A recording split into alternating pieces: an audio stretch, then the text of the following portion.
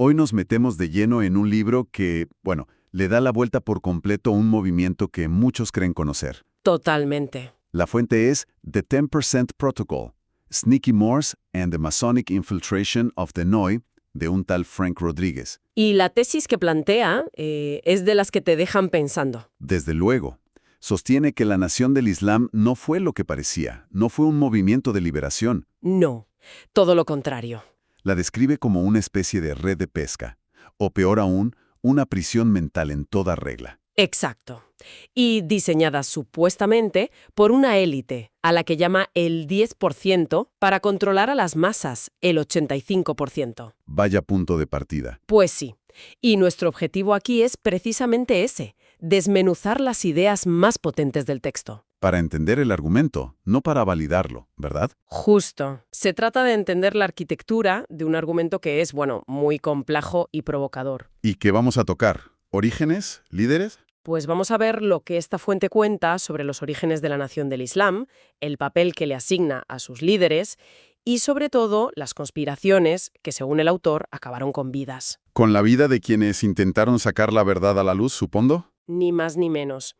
Pero hay que dejarlo claro desde el principio. Dilo. Esto es una narrativa, digamos, alternativa, muy, muy crítica y que se aleja por completo de la historia oficial. De acuerdo. Pues vamos a desliar esta madeja.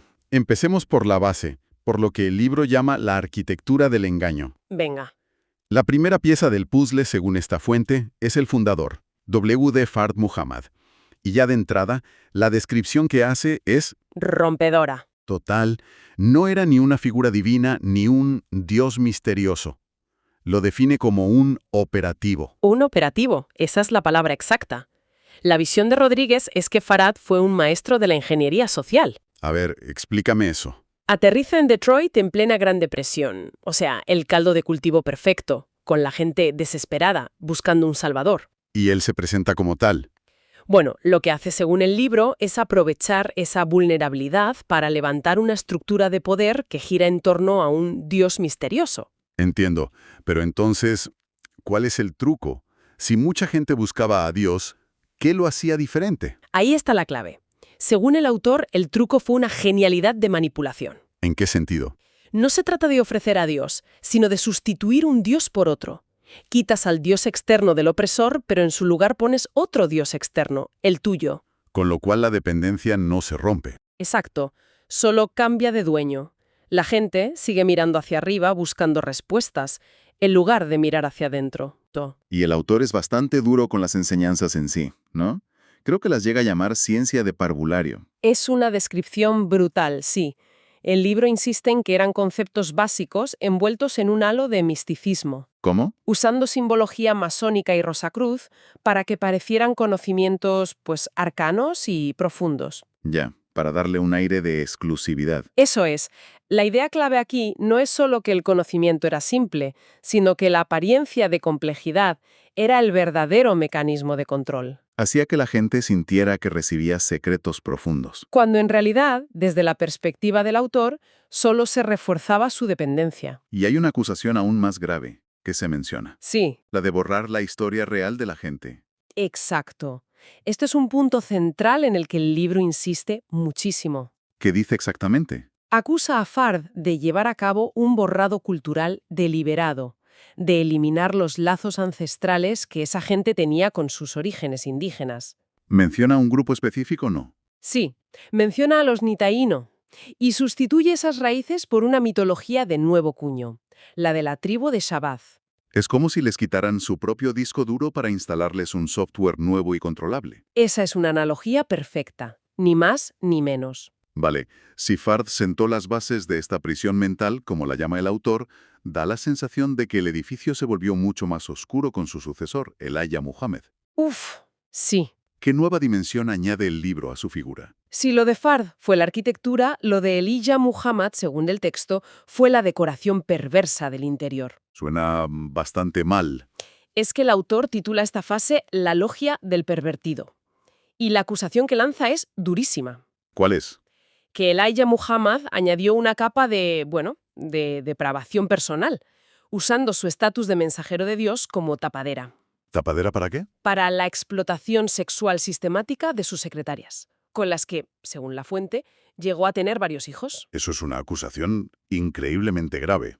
Pero a ver, ¿cómo es posible que una organización tan disciplinada, con una moral pública tan estricta, pudiera ocultar algo así? El libro lo describe como un sistema de ocultación perfectamente engrasado. Lo llama el escudo masónico. ¿Pero eran masones? No literalmente. Se refiere a que usaban una estructura de secretismo y lealtad interna similar a la de una logia, para tapar los trapos sucios. Un código de silencio. Absoluto.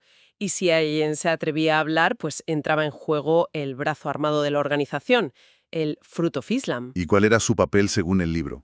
Pues según esta fuente, su función real no era proteger a la comunidad, sino actuar como matones para imponer ese silencio. ¿Por las buenas o por las malas? Exacto. La moral estricta era solo de cara a la galería. Aquí es donde la cosa se enreda de verdad, porque el libro no lo presenta como un simple caso de corrupción. No, para nada. Lo enmarca en un patrón histórico. Habla de un trabajo interno. Justo. Y aquí es donde la teoría del autor da un giro de guión alucinante. ¿Por qué? Para explicar la traición de la cúpula de la Nación del Islam, se remonta al siglo XVI. ¿Al siglo XVI? Sí, a la colonización de Boriquene, el nombre taíno de Puerto Rico. Espera un momento.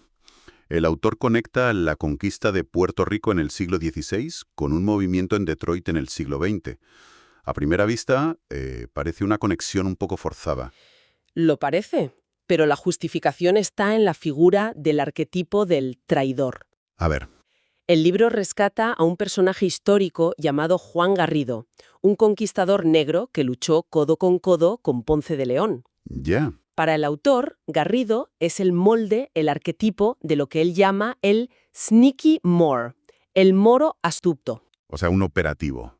Un operativo que comparte el color de piel de los oprimidos, pero que utiliza su conocimiento y su posición para ayudar al colonizador a someter a su propia gente. Es la plantilla del trabajo interno. Justo, esa es la idea. Entiendo. No es tanto una conexión directa, sino un patrón de comportamiento que se repite. La idea de que la peor traición viene de dentro. Exactamente.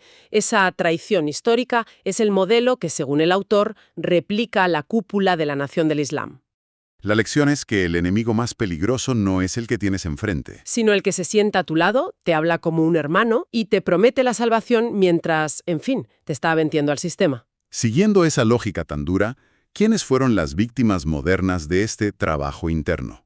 El libro apunta a 2 asesinatos muy concretos. Sí, y afirma que ambos fueron ejecutados por la propia organización para proteger el secreto.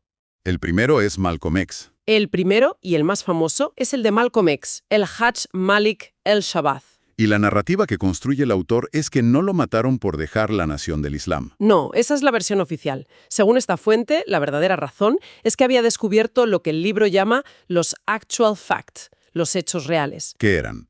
y del desvío de fondos de la organización. Y su plan era llevar esas pruebas ¿A dónde? a las Naciones Unidas. A las Naciones Unidas.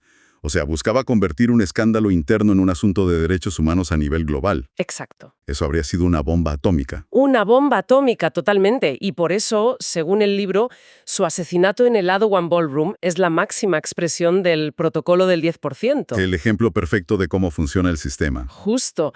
Usas las manos del 85% de los seguidores engañados y fanatizados para eliminar a la única persona que intenta despertarlos. Qué fuerte. Y la segunda figura que señala el libro es Father Allah, Clarence RCX. ¿Por qué se le consideraba una amenaza tan grande? Desde la perspectiva del autor, era una amenaza incluso mayor que la de Malcolm X, Mayor, ¿por qué? porque Malcolm quería exponer la corrupción. Pero es que Father Allah fue un paso más allá. Destrozó el guión por completo. ¿Qué hizo? Su enseñanza era de una simpleza radical. Cada hombre es su propio Dios. No necesitas un Dios misterioso en Detroit ni un mensajero en Chicago. El poder está en ti. O sea, les cortaba el grifo por completo. Por completo. Si cada uno es su propio Dios, toda la estructura de poder se desmorona. Les secaba el río. Se acababa el flujo de seguidores, de donaciones, de poder. Anulaba la necesidad de un intermediario. Claro. Por eso, el libro argumenta que su eliminación era una prioridad absoluta para esa élite, para ese 10% que veía cómo su red de pesca se estaba quedando sin peces. Y la conclusión es tajante. Sí, que ambos asesinatos fueron orquestados por la cúpula para mantener la prisión mental sellada y sus secretos a salvo. Después de pintar este panorama tan desolador, el de un movimiento supuestamente saboteado desde dentro, ¿qué salida propone el autor? No puede ser solo una crítica destructiva. No, claro. El libro dedica su parte final a ofrecer una solución, un camino que llama recuperar la fundación. ¿Y en qué consiste? Es básicamente un rechazo frontal y absoluto al protocolo del 10% para abrazar lo que denomina una ciencia soberana. El primer paso imagino que es rechazar las enseñanzas. Radicalmente. El autor califica las famosas 120 lecciones de la Nación del Islam como el guión del diablo. El guión del diablo es una afirmación muy potente. Potentísima. Las presenta como una herramienta de technology, de tecnología del engaño, supuestamente de origen masónico. Creada por Fard para atrapar mentes. Eso es. La idea es que te dan la dosis justa de conocimiento para que te sientas empoderado, pero nunca la suficiente para que seas verdaderamente libre. Es un conocimiento que te ata, no que te libera. Exacto. Y la alternativa que propone, entiendo, es dejar de buscar fuera. Exacto. La alternativa es la autodivinidad. El concepto central es que el hombre original es su propio Dios, su arquitecto, su salvador. El libro es muy directo en esto. Deja de buscar líderes y mira al espejo. El poder y las respuestas están ahí, en uno mismo. Justo. Suena a una liberación puramente mental, pero creo que el libro va mucho más allá. Habla de una revolución biológica y química, lo cual es sorprendente. Y es absolutamente fundamental en la propuesta del autor. La soberanía no es solo mental, tiene que ser física. ¿Y cómo se consigue eso? Aboga por un retorno a los remedios ancestrales de los Nitaíno, esos indígenas de Boriquén que mencionamos antes. Ah, volvemos a ellos. Sí. Y se obsesiona con 3 elementos naturales: el aloe, el limón y el lemongrass. Rechazar la medicina convencional, entiendo. La propuesta es rechazar lo que llama la medicina misteriosa del sistema, que te mantiene enfermo y dependiente, y abrazar la alquimia de la naturaleza para sanarte a ti mismo. Así que la liberación no es solo ideológica, es literal, de dentro hacia afuera. Es un acto de resistencia biológica. Totalmente, un acto político. Se promueve un estilo de vida vegano, el uso de aceites naturales como el de coco, aguacate, oliva, La idea es purificar tu templo físico. como forma de lucha contra lo que el autor llama una guerra biológica silenciosa. Sanar tu cuerpo es la forma definitiva de desconectarte del sistema de control del 10%. Es recuperar la soberanía sobre tu propia biología. Ni más ni menos. Bien, pues recapitulando el viaje que hemos hecho. Nos hemos metido en las profundidades de The 10% Protocol, un texto que dibuja una historia completamente paralela de la Nación del Islam. Una historia muy diferente, ¿sí? La narrativa es que, lejos de ser un movimiento de liberación, fue un sofisticado sistema de control, el protocolo del 10%, diseñado por una élite interna. Con supuestas raíces en la traición colonial. Y usando herramientas de secretismo masónico para mantener a las masas en una prisión mental. Lo que es fascinante aquí, analizando la estructura del argumento, es cómo el autor consigue tejer hilos tan dispares en una única teoría. Una teoría del todo, casi. Es una cosmovisión completa.